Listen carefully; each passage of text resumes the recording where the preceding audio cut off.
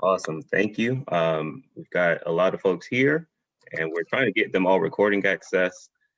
But if you have an opening statement, we will go ahead and take it, and I will grant recording access to everybody who needs it. No, we can go ahead and start. All right. So with that said, if you've got a question, raise your hand, and we will go ahead and get started with a question from Sarah Spencer. Hey, Nate. How did you learn of Lloyd being let go, and just kind of what was your reaction to that whole situation? Surprise. Yesterday after practice, basically I was taking a nap, and we had just come back from practice, and I get a phone call that they had released Coach Pierce, and they had interest in me taking over as the head coach. So, a bit surprised with that. What was your thought process on, I mean, obviously you ended up accepting, but what was your thought process, and did you talk to Lloyd at all about, taking the interim job? Well, the thought process was at first to that wasn't something that I really was going to do. And because it was really a surprise to me. And, when I spoke with Travis about that, I told him that, that wasn't what I came here for. Basically, Coach Pierce and I talked about a lot of things before I was hired to come down.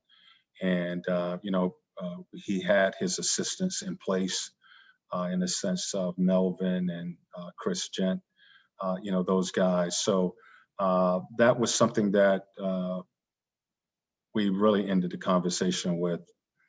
I needed to talk about that and think about that. Chris Kirschner. On those same lines, what did you need to hear from Travis in the front office for you to be comfortable in taking this interim job?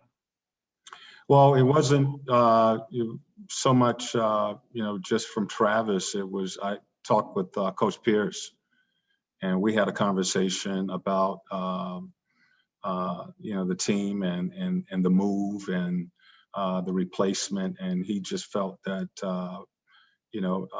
he didn't think this would happen, but he felt that I could step in and do a good job with the team.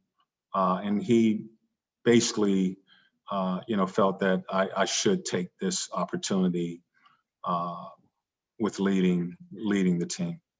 Can I ask if Lloyd had told you, you shouldn't take the job, or he wouldn't feel right with you taking the job, would you have not accepted the job? Well, we had a good discussion. We talked about, the things that he felt that we felt we needed to do for the organization, and that wasn't a discussion. It was, he felt I could do a good job.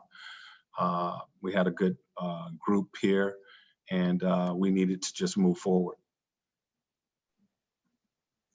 Zach Klein.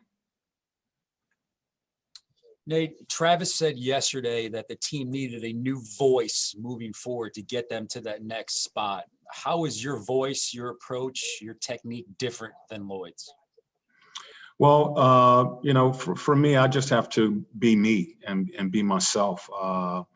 That's the one thing that I told Coach Pierce when I came down to work with him. That was my advice to him, was to be yourself, teach what you know, and I think you would be okay. That's what I'm going to do. I got to be myself. I'll teach what I know. There'll be some slight changes in how we do some things, but I'll be myself, and which is focusing on the details. Making sure that we try to get that energy out there every single night. That we're playing winning basketball. We're playing the game the right way. We're playing the game together, and we understand what it takes to win games. So that's all I can do. I can only be Nate McMillan. Just a quick follow-up. Well, what are some of those slight changes? I don't know right now. It's been so. It's been a whirlwind in the last 24 hours. Tonight we're going to be doing a lot of what we've been doing. The thing about this year is just a real tough year for I think for all the coaches in the league to make adjustments. You're talking about making adjustments with a brand new team. You don't have practice time in the middle of the season, and it's a huge challenge to do so. And you have with us, you have a number of injuries. So those are all the things that Coach Pierce was forced to work with. The number of injuries that he had, the lack of practice time that he had, the different combinations of players being in and out of the lineup. And you have to do that. Basically, you are working on that during the game, because you just don't have the practice time to build chemistry or work on execution. Jeff Schultz. Nate, I realize you've been one scene over, but you've been there up close. What has been your view of player accountability in general on this team? And do you have a general philosophy about how you approach that as a coach? I think coach has definitely held players accountable, for things that he felt they needed to do. Again, we are different in the sense of how we go about doing some things, but I think that he has, or he did, hold his players accountable. One of the things I just met with the team, and two of my pet peeves, we haven't had, really issues with this, but being on time is a pet peeve of mine. Being on time and everything that you're supposed to be doing, and playing the game the right way. I can't, normally I don't F with the game, but play the game the right way. You play the game together. You play the game hard. You play it for 48 minutes. And, so, for me, and speaking for me, those are two things that I expect our guys to do.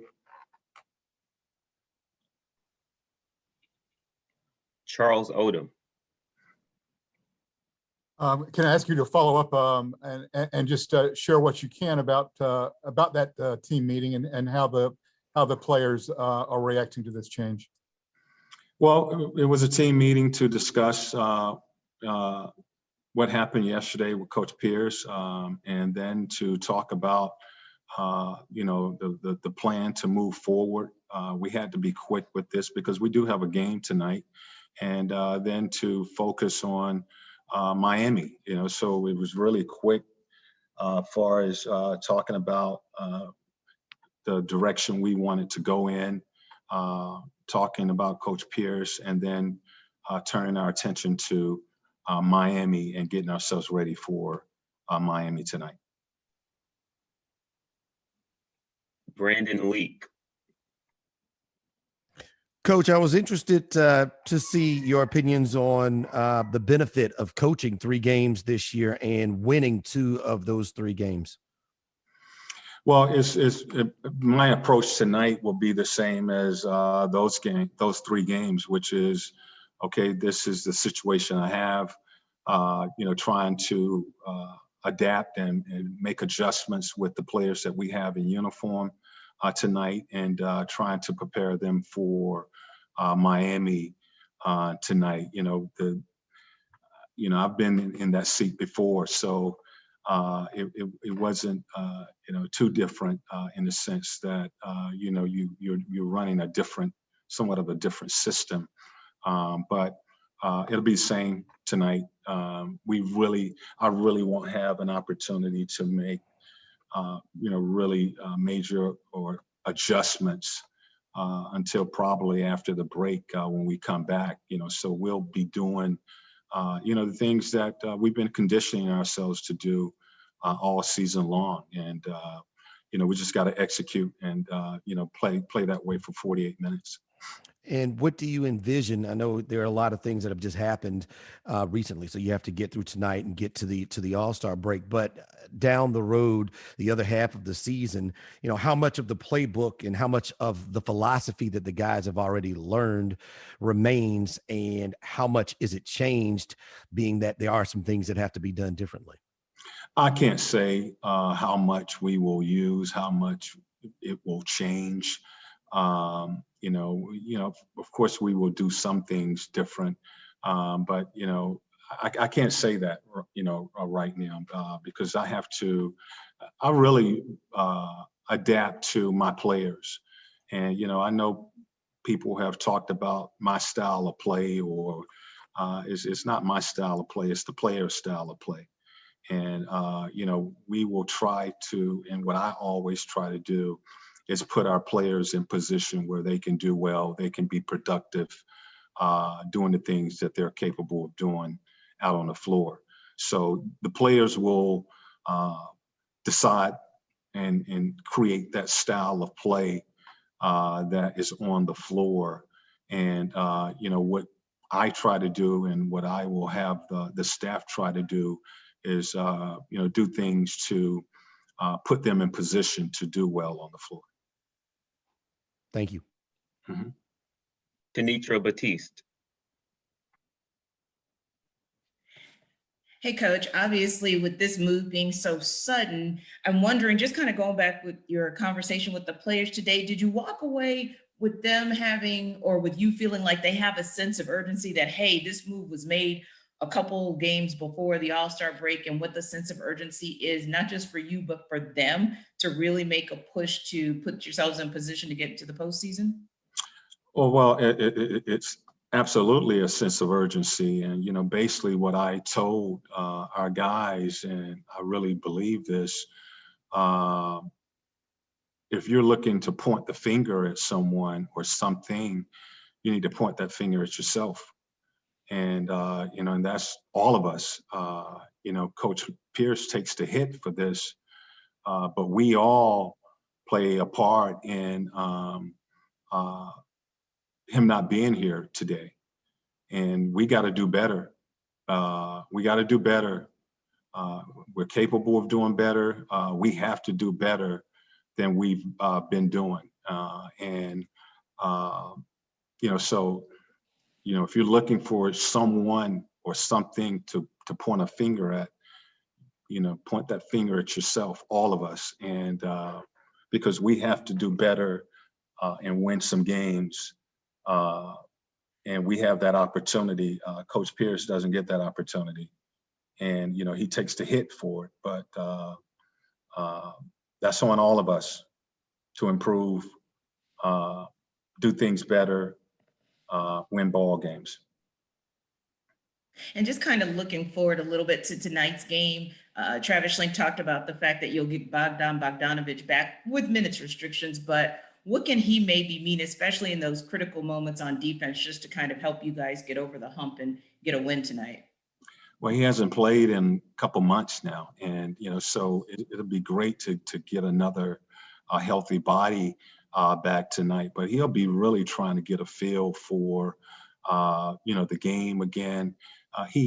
Because of the lack of practicing that we've had over the last couple of really months, he hasn't really played live. He hasn't played live basketball. He played some 4-on-4 the other day, and that's not 5-on-5 basketball. And it wasn't a scrimmage. So again, the how we have to prepare this season because of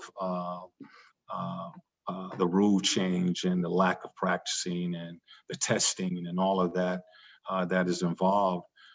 We're having to adjust and adapt a little different than we normally are used to. So what do I expect from Bogey tonight? To get out there, get his feet, to get his feet wet, And, he'll give us some minutes. We need that extra body. Hopefully he can come out red hot and knock down some shots. But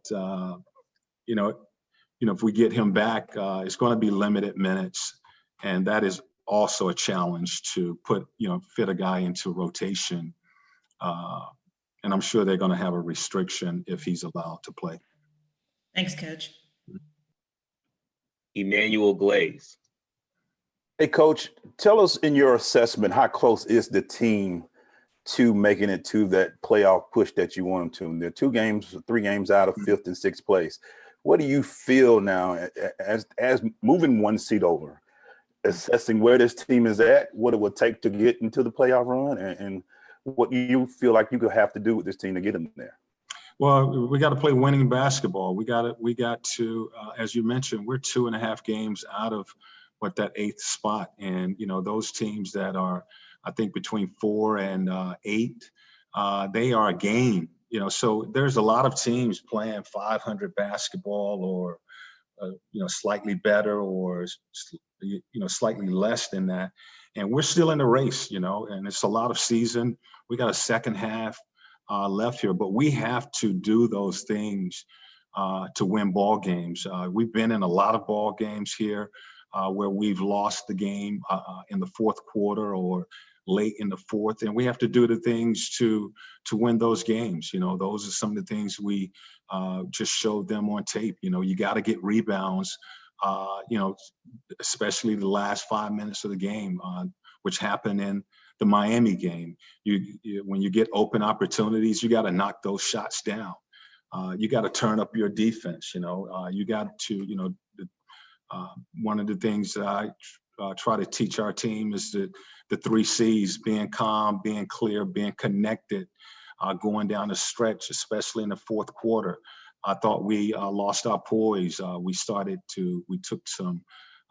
settled for some shots, some deep shots, quicken the shot clock as opposed to making that team work and creating a better shot down the stretch. So we didn't show that calm, that poise going down the stretch, and we didn't show that execution on some of those things where, defensively we had breakdowns. Weak side didn't come over, rotate, stop the ball. So all of those things you have to do to win games, and those are the things that we will continue to talk about, continue to show them, and hopefully we start to do those things and start winning games. And real quick follow-up, Coach, what is the mentality change that you're going to go through from moving from 1 seat over, from being the assistant coach to the head coach for the Hawks, to help us get through that payroll, that playoff run? Well, I have the final decision on everything, and so that's the thing that will be different, as far as how we play, the things that we do. Whereas I was assistant coach, and the other assistants with game planning and preparation as an assistant here. Now, that decision will come down to me. Thank you, Coach. Mm-hmm. Sarah. I know it's not obviously, exactly an ideal situation, but what is it like for you going back to being a head coach and being in that driver's seat? I know you've said before you're nervous before every game, so there's not necessarily the biggest difference, but what is it like for you? Well, the sleepless nights have already started, so didn't get a wink of sleep last night. Preparation is definitely different, as the head. And, so those are the major difference. Preparation, a lot more preparing, game planning, decisions on how the team is going to play in tonight's game, goes into that. So, it's really night and day as far as the preparation, being an assistant to going back to that first seat. Nate, does this team have the talent to make the postseason, you think? And is it just a matter of playing for 48 minutes? Well, I think we are capable of doing some good things here. And I think we certainly need to get healthy. But yes, I think they do. We're young, as far as this roster. We got to show that growth, show that improvement, and get it done. It's what you're faced with. So yeah, I think we have talent to win games here. Thank you.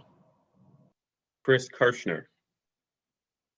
Given the circumstances of Lloyd's first 2 seasons and the injuries this season, do you ultimately feel like he was given a fair shot to show what he can do as a head coach?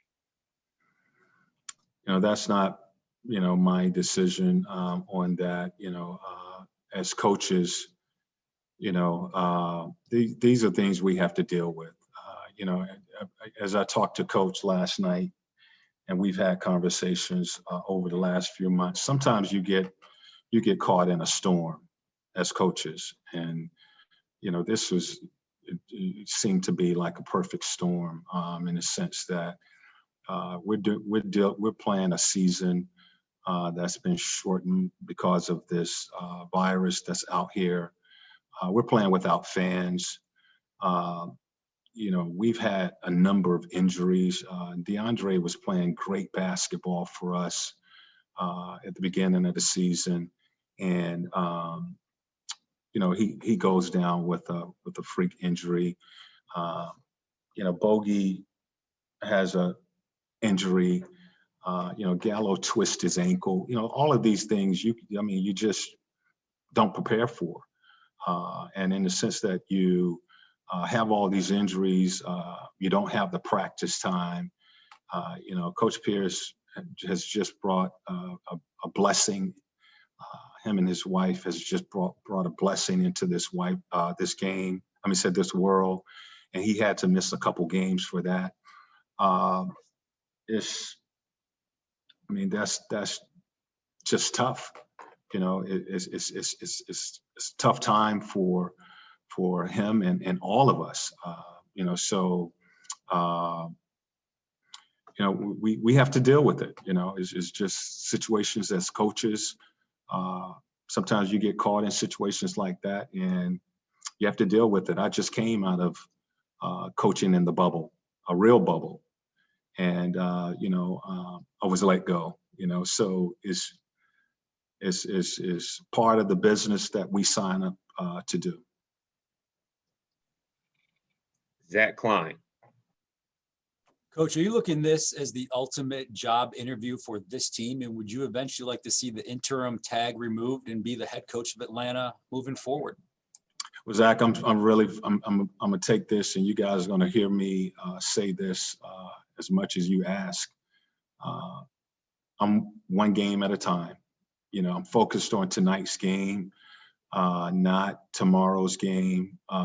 Tonight's game is where my attention is at, and how do we get tonight's game? And then that attention after tonight's game will be turned to tomorrow night's game. So far as the future and what I'm looking for, I really haven't thought about that. There was no conversation about that with Travis and I. Gary Washburn. Hey, Nate. You were fired during the season in Portland, and then you were let go after the bubble in Indiana. You've had your ups and downs, and people thought you were unjustly removed there. And then you probably were planning to chill for a while until you got talked into coming to the Hawks, and now you're the head coach.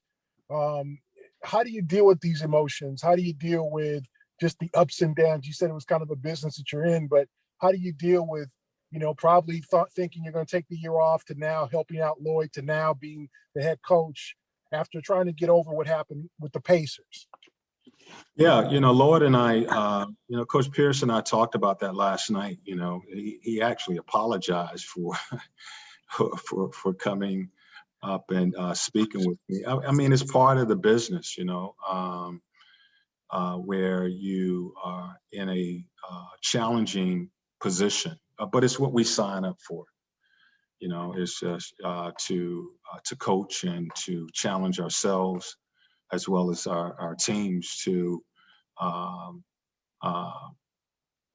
play well and win ball games. And it was a conversation that I wasn't planning on doing anything this season. And after speaking with Coach Pierce about coming down and helping him, I chose to do that. I was in his seat. I understood what he was trying to do. He wanted to take that next step as far as improving the team and challenging the team to win ball games down here. And, he wanted to try to put a staff together as well as put a roster together to give him that opportunity to do so. I'm a believer in Coach Pierce. He sold me on his plan, and I wanted to be on board to come down and try to help him make a difference. And it's one of these situations where we actually talked about this because I told him, I said, if you drop 3-4 games, you guys are going to start talking, and and it's just part of the business. It's not something that we hadn't talked about. And he said basically I'm okay with that. He believed in me. He believed in himself. He believed in this organization and this team that we could get it done. Coach, I think we have maybe 3 more. First from Brandon Leak. Coach, you've coached All-Stars and LaMarcus Aldridge and Zach Randolph and Hall of Famers and Ray Allen and even Patrick Ewing in Seattle. How are those conversations different with those caliber of players? And have you had, and do you need to have a different conversation with Trae Young?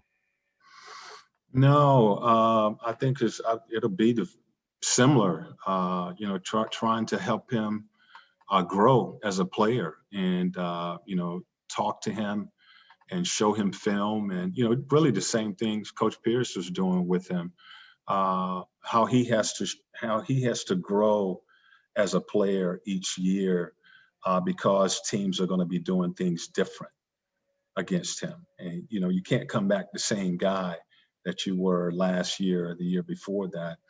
You have to show growth because you're going to see different things. I had it with Victor Oladipo and Sabonis and, those young guys where all of a sudden you're playing against single coverage. Then all of a sudden the next season you're seeing traps and a lot more traps.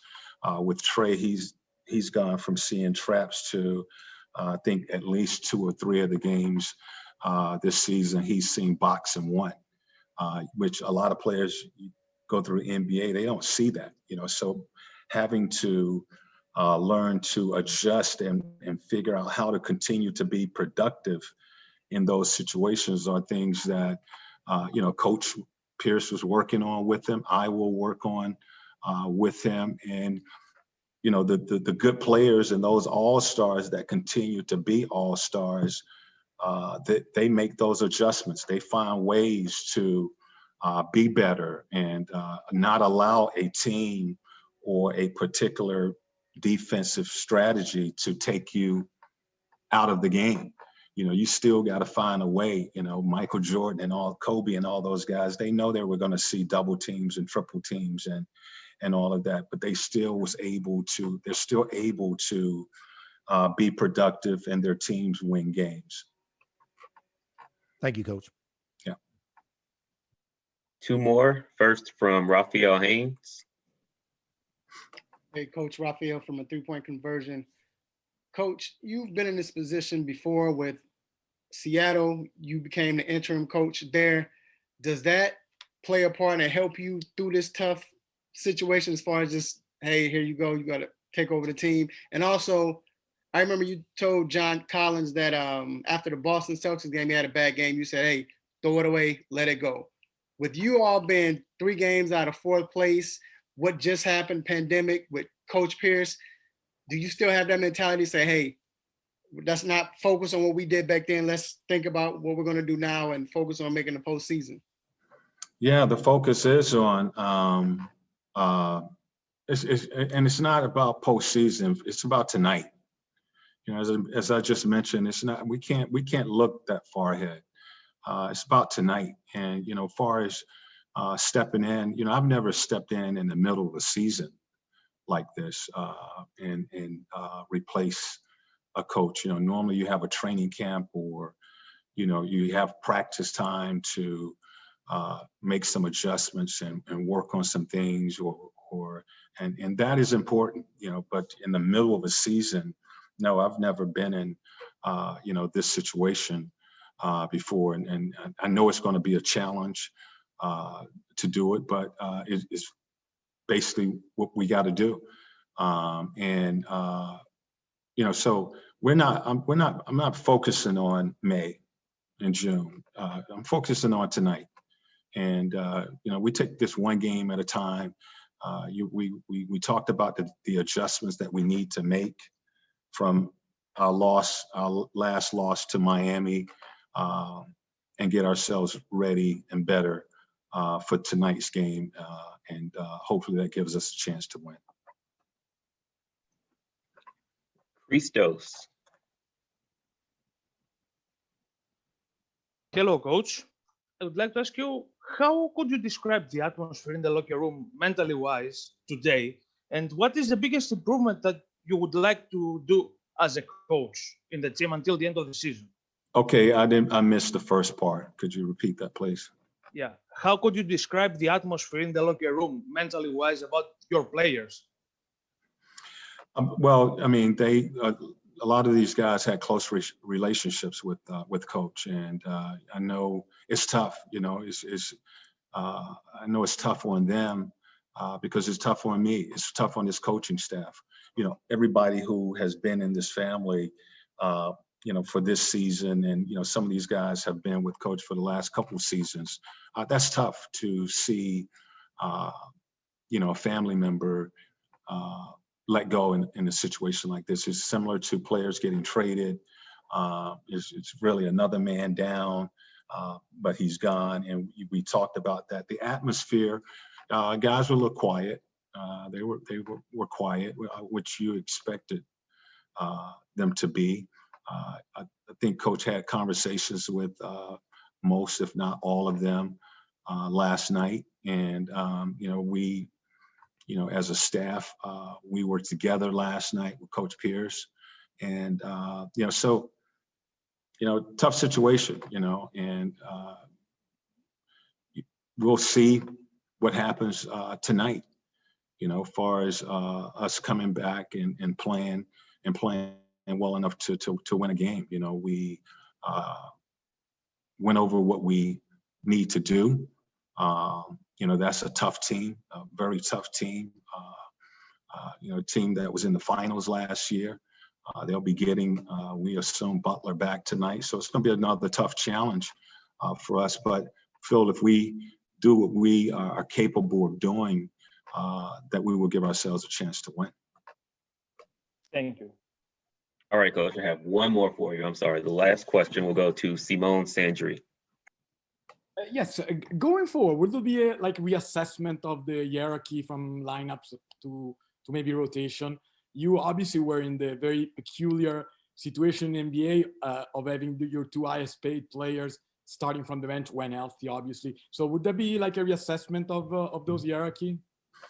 Yeah, I mean, we'll once we get guys back, you know, we're hoping that we get Bogey back tonight. I'm sure he's going to, if he does come back to the lineup tonight, he's going to be limited as far as the minutes. You know, when we get all of our guys back, yes, we will be adjusting our lineup again to what we feel is the best lineup, that first and second unit that will give us the best chance to win ball games. So we'll see, once we get everybody healthy. But far as tonight's game, we're pretty much going to start the same unit that we started in our last game.